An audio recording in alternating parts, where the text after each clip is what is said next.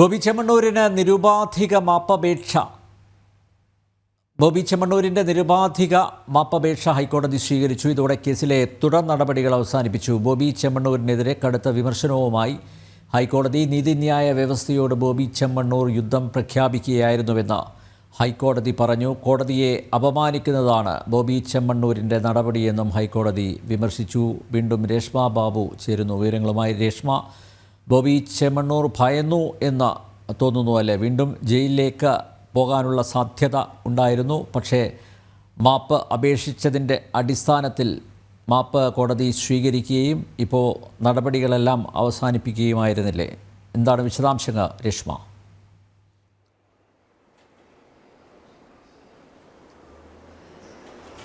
അതെ അനിൽ നമ്പ്യാർ, അതായത് ഇന്ന് രാവിലെ മുതൽ ഈ വിഷയം ഹൈക്കോടതി ഗൗരവമായിട്ട് തന്നെയാണ് പരിഗണിച്ചത്. 10:15 തന്നെ, അതായത് ഇന്നലെ ജയിലിൽ ബോബി ചെമ്മണ്ണൂർ നടത്തിയ നാടകീയ രംഗങ്ങൾ, ജാമ്യം അനുവദിച്ചിട്ടും റിമാൻഡ് തടവുകാർക്ക് ഐക്യദാർഢ്യം പ്രഖ്യാപിച്ചുകൊണ്ട് താൻ ജയിലിൽ നിന്ന് ഇറങ്ങുന്നില്ല എന്നുള്ള ബോബി ചെമ്മണ്ണൂരിന്റെ നിലപാട്, അതിലാണ് ഹൈക്കോടതി അഭിഭാഷകരെ വിളിച്ചു വരുത്തിക്കൊണ്ട് വിമർശനം ഉന്നയിച്ചത്. എന്താണ് സംഭവിച്ചതെന്ന് കൃത്യമായിട്ടുള്ള വിവരം തനിക്ക് അറിയണമെന്നുള്ളതായിരുന്നു ജസ്റ്റിസ് PV കുഞ്ഞികൃഷ്ണന്റെ നിലപാട്.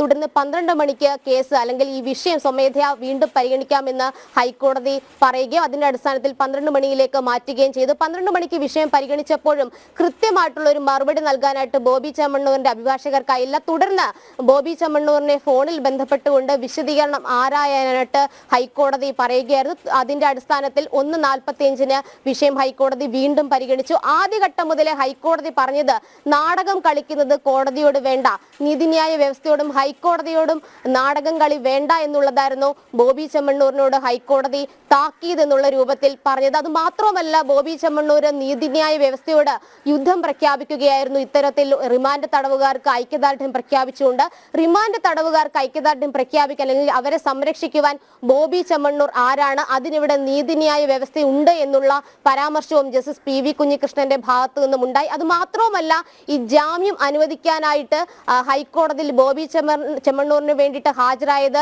മുതിർന്ന അഭിഭാഷകനായിരുന്നു. അദ്ദേഹത്തെ കൂടി അപമാനിക്കുന്ന തരത്തിലാണ് ബോബി ചെമ്മണ്ണൂരിന്റെ പ്രവൃത്തി എന്നും ഹൈക്കോടതി വിലയിരുത്തി. എന്തായാലും നിരുപാധികം താൻ മാപ്പപേക്ഷിക്കുന്നു എന്നുള്ളതായിരുന്നു ബോബി ചെമ്മണ്ണൂർ ഉച്ചയ്ക്ക് ശേഷം അഭിഭാഷകർ മുഖേന ഹൈക്കോടതി അറിയിച്ചത്. അതായത് സംഭവിച്ച കാര്യങ്ങളിൽ തനിക്ക് അതിയായ ദുഃഖമുണ്ട്, അതുകൊണ്ട് തന്നെ നിരുപാധികം അൺകണ്ടീഷണൽ അപ്പോളജി താൻ മുന്നോട്ട് വെക്കുന്നു എന്നുള്ളതായിരുന്നു ഹൈക്കോടതിയിൽ ബോബി ചെമ്മണ്ണൂർ അറിയിച്ചത്. അതുമാത്രവുമല്ല, ഇത്തരം സംഭവങ്ങളിൽ, അതായത് ഈ ഒരു സംഭവം ഉണ്ടായത്, ഈ ഒരു പ്രതികരണം ഉണ്ടായത് തനിക്ക് ചുറ്റും മാധ്യമപ്പട ചുറ്റി നിന്നപ്പോഴായിരുന്നു. അപ്പോൾ സംഭവിച്ചു പോയ ഒരു പ്രതികരണമാണ് ഈ ഐക്യദാർഢ്യ പ്രഖ്യാപനമെന്നും മെട്രോയുടെ പണി നടക്കുന്നതിനാൽ റിലീസിംഗ് ഉത്തരവ് ജയിലിലേക്ക് എത്തിക്കാൻ വൈകി. റിലീസിംഗ് ഉത്തരവ് ഇന്നലെ അഭിഭാഷകർക്ക് ലഭിച്ചിരുന്നു, പക്ഷേ ജയിലിൽ എത്തിക്കാനായത് ഇന്ന് രാവിലെ മാത്രമാണ്.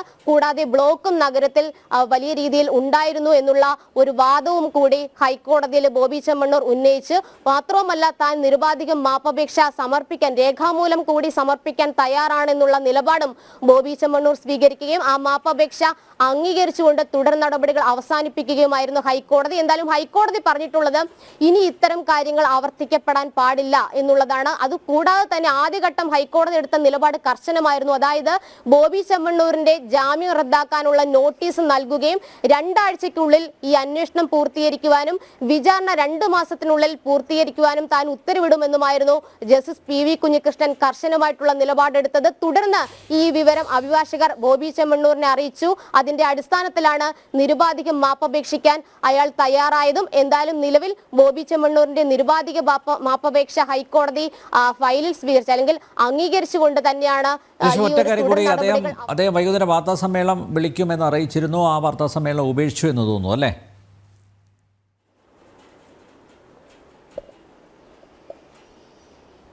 അതെ, ആ വാർത്താ സമ്മേളനം ഒടുവിൽ, അതായത് ഹൈക്കോടതിയുടെ വിമർശനങ്ങൾ വന്നതിന്റെ അടിസ്ഥാനത്തിലായിരുന്നു ഒടുവിൽ ആ വാർത്താ സമ്മേളനം ഉപേക്ഷിച്ചത്. ഒപ്പം തന്നെ അദ്ദേഹം മാധ്യമങ്ങളോട് പ്രതികരിക്കുകയും ചെയ്തിട്ടുണ്ട്. നിരുപാധികം താൻ മാപ്പപേക്ഷിക്കുന്നു, ഈ കോടതിയെ വേദനിപ്പിച്ചത് അല്ലെങ്കിൽ അത്തരത്തിലുള്ള സംഭവങ്ങൾ ഉണ്ടായതിൽ ദുഃഖമുണ്ട് എന്നുള്ള കാര്യം കൂടി പറയുകയും ചെയ്തിട്ടുണ്ട്. എന്തായാലും ഹൈക്കോടതി കർശനമായിട്ടുള്ള നിലപാട് സ്വീകരിച്ചതിന്റെ അടിസ്ഥാനത്തിലാണ് ബോബി ചെമ്മണ്ണൂരിന് മാപ്പ് പറയേണ്ടി വന്നത്. അതുകൂടാതെ തന്നെ ഹൈക്കോടതി ഇതിൽ എടുത്തു പറഞ്ഞിട്ടുള്ളത്, ജാമ്യം അനുവദിച്ചിട്ടും ഇത്തരത്തിൽ ഒരു രീതി അല്ലെങ്കിൽ ഇത്തരം പ്രവൃത്തികൾ ഉണ്ടാകുന്നത് ഇത് കോടതിയെ അപമാനിക്കുന്നത് തന്നെയാണ്. അതുകൂടാതെ ഇത്തരം എന്തും വിലയ്ക്ക് വാങ്ങാനുള്ള ഒരു ധാരണ ഉണ്ടെങ്കിൽ അതിന്റെ ആവശ്യമില്ല എന്നും ഹൈക്കോടതി എടുത്തു പറയുകയും ചെയ്തിട്ടുണ്ട്.